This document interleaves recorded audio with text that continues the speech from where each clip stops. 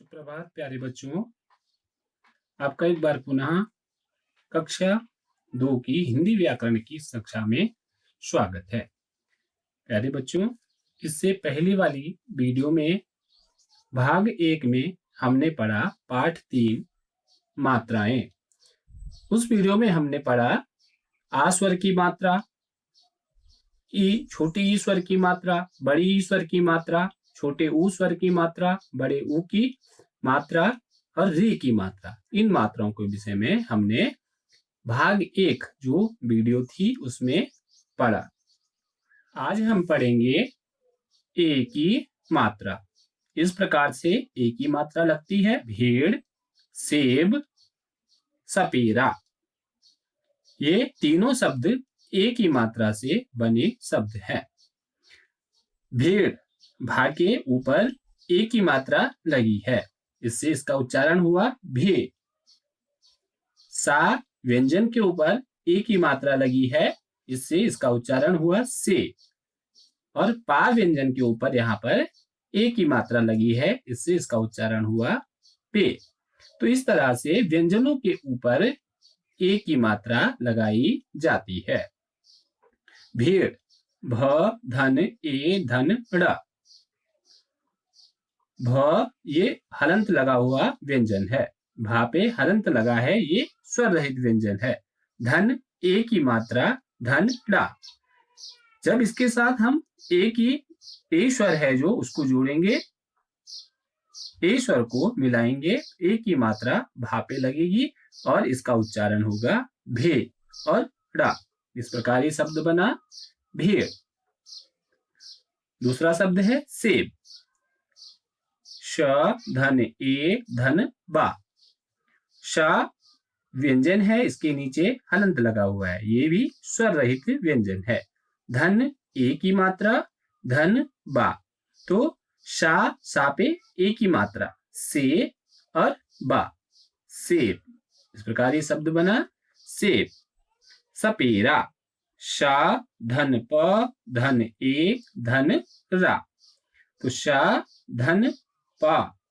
पा क्या है? स्वर रहित व्यंजन है, इसके नीचे हलंत लगा है। धन ए की मात्रा धन रा।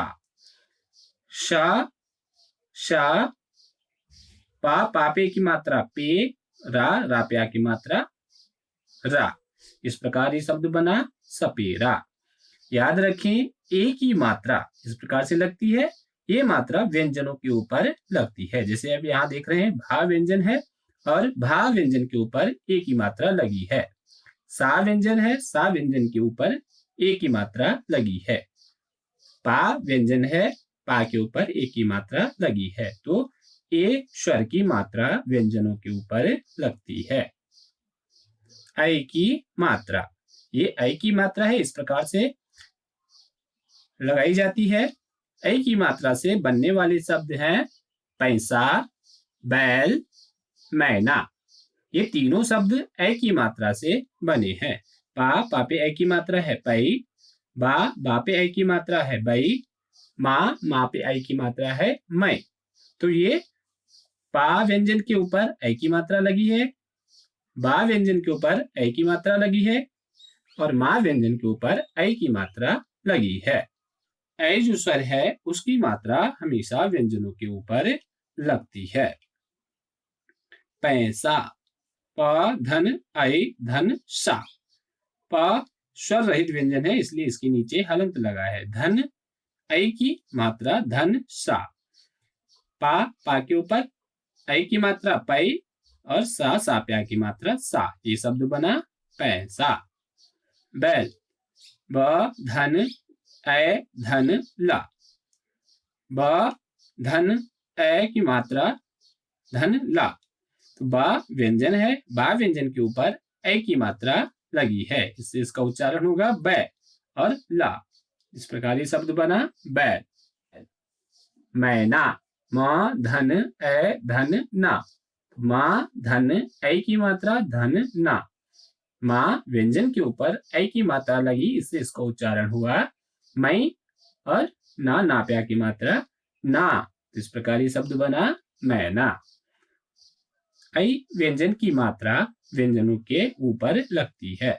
यहाँ पे जैसे पा व्यंजन है तो पा व्यंजन के ऊपर ऐ की मात्रा लगी है। बा व्यंजन है, बा व्यंजन के ऊपर ऐ की मात्रा लगी है। मा व्यंजन है, मा व्यंजन के ऊपर ऐ की मात्रा लगी है। तो ऐ स्वर की मात्रा भी क्या व्यंजनों के ऊपर लगती है। ए ऐ इन दोनों स्वरों की मात्राएं व्यंजनों के ऊपर लगती हैं। ओ की मात्रा, इस प्रकार से ओ की मात्रा लगाई जाती है। ओ की मात्रा से बनने वाले शब्द हैं मोर, जोकर, समोसा। मोर, यहाँ पे माँ के बाद ओ की मात्रा लगी है। जा व्यंजन है, जा व्यंजन के बाद ओ की मात्रा लगी है, इससे इसका उच्चारण हुआ जो। और यहाँ पे माँ व्यंजन है, माँ व्यंजन के बाद ओ की मात्रा लगी है, इससे इसका उच्चारण हुआ मो। तो ये तीनों शब्दों में ओ की मात्रा का प्रयोग हुआ है। मोर, माँ धन ओ धन रा। माँ हलंत है, ये स्वरहित व्यंजन है। धन ओ की मात्रा धन रा, तो माँ पे जब ओ की मात्रा लगेगी तो इसका उच्चारण होगा मो और रा। इस प्रकार ये शब्द बना मोर। जोकर, ज धन ओ धन का धन रा। ज ये स्वर रहित व्यंजन है, इसके नीचे हलंत है। धन ओ की मात्रा धन का धन रा। जाके बाद ऊ की मात्रा लगेगी, इससे इसका उच्चारण होगा जो कर, जोकर। समोसा, सा धन म धन ओ धन शा, तो शा धन म धन ओ की मात्रा धन सा, तो सा माँ के बाद ओ की मात्रा लगी है, इससे माँ का उच्चारण क्या होगा मो सा, सा पे आ की मात्रा सा। शब्द बना समोसा।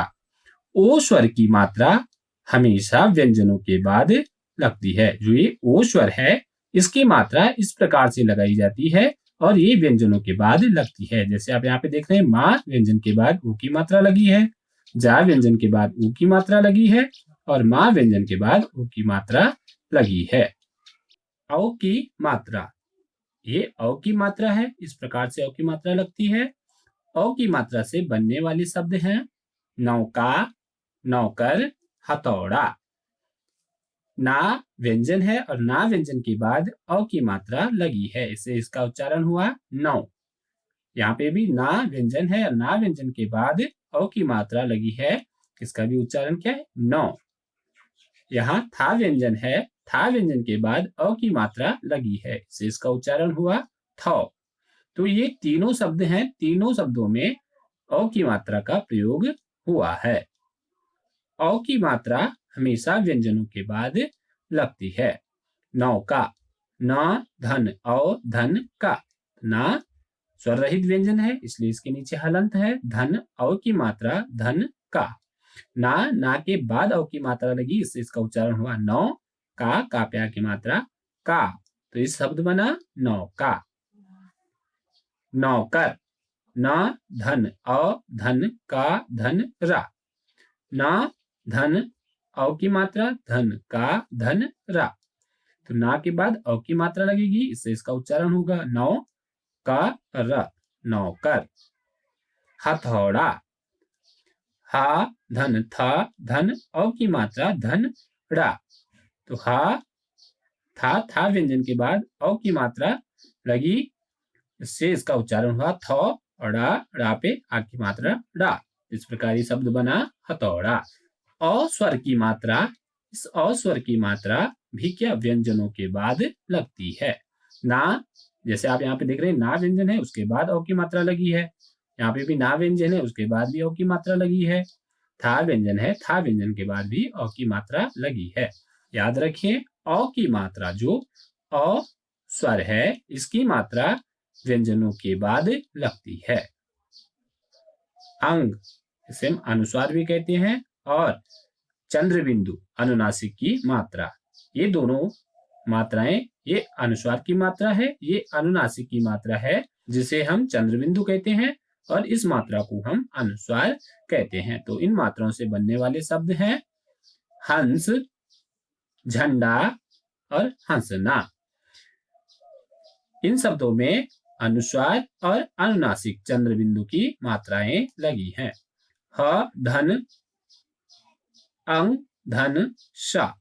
तो ह स्वर रहित व्यंजन है, इसलिए इसके नीचे हलंत लगा है। धन अनुस्वार धन श। हा के ऊपर अनुस्वार लगाया गया है, अनुस्वार की मात्रा लगी है, इससे इसका उच्चारण हो गया हन और शा, हंस। झंडा झ धन अंग धन डा। झ स्वर रहित व्यंजन है, इसलिए इसके नीचे हलंत लगा है। धन अनुस्वार की मात्रा धन डा। झा झा के ऊपर अनुस्वार की मात्रा लगी है, इससे इसका उच्चारण हो गया झन और डा डा पे की मात्रा डा, इससे शब्द बना झंडा। हंसना ह स्वर रहित व्यंजन है, इसलिए इसके नीचे हलंत लगा है। धन अनुनासिक की मात्रा चंद्र बिंदु धन शा धन ना। हा के ऊपर चंद्र बिंदु लगाया, अनुनासिक की मात्रा, तो इससे इसका उच्चारण हो गया हाँ, इससे शब्द बना हंसना। अनुस्वार की मात्रा और अनुनासिक की मात्रा चंद्र बिंदु, ये दोनों मात्राएं व्यंजनों के ऊपर लगती हैं। जैसे आप यहाँ पे देख रहे हैं, हा व्यंजन के ऊपर अनुस्वार लगा है, अनुस्वार की मात्रा लगी है। शा झा व्यंजन के ऊपर अनुस्वार की मात्रा लगी है और हा व्यंजन के ऊपर अनुनासिक की मात्रा लगी है चंद्र बिंदु।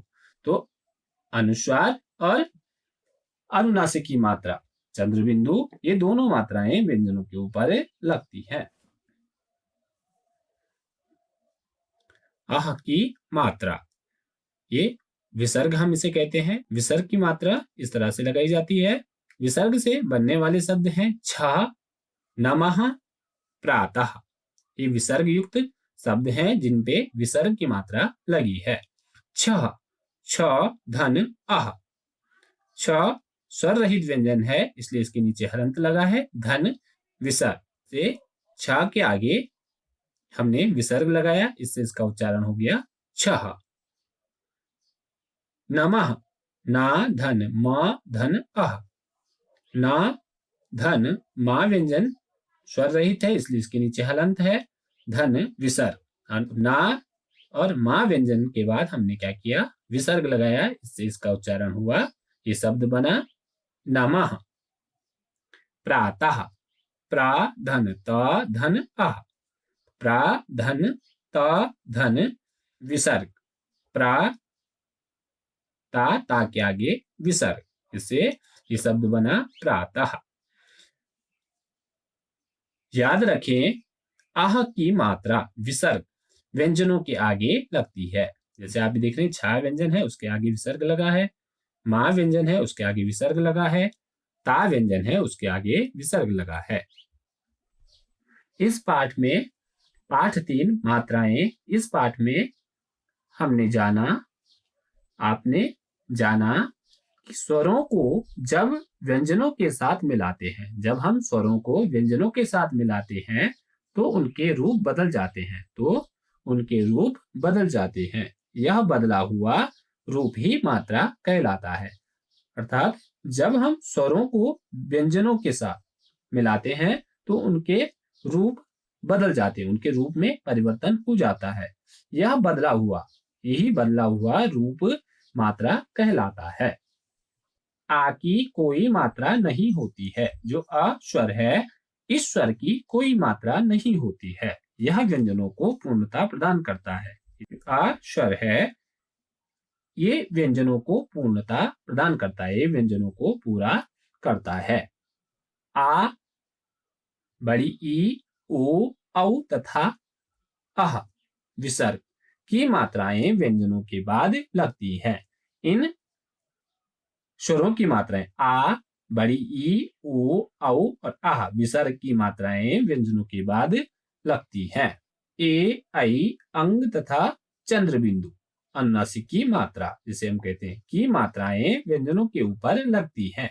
ये 4 मात्राएं ए, ऐ, अंग तथा अनुनासिक की मात्रा चंद्र बिंदु, ये मात्राएं व्यंजनों के ऊपर लगती हैं।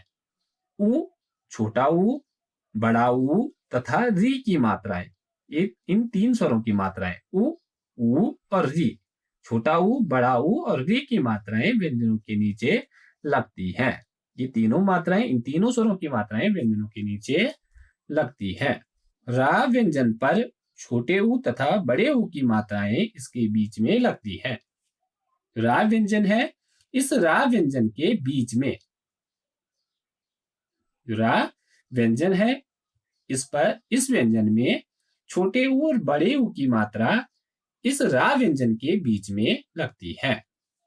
केवल ई की मात्रा, केवल छोटी ई की मात्रा व्यंजनों से पहले लगती है।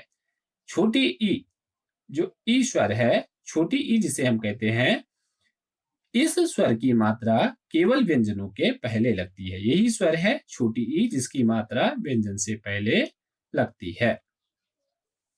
तो प्यारे बच्चों, पाठ 3 मात्राएं, ये पाठ पूरा हो गया है। आप इस वीडियो को ध्यान से देखिए, सुने और समझें और इन मात्राओं के विषय में जानें। धन्यवाद।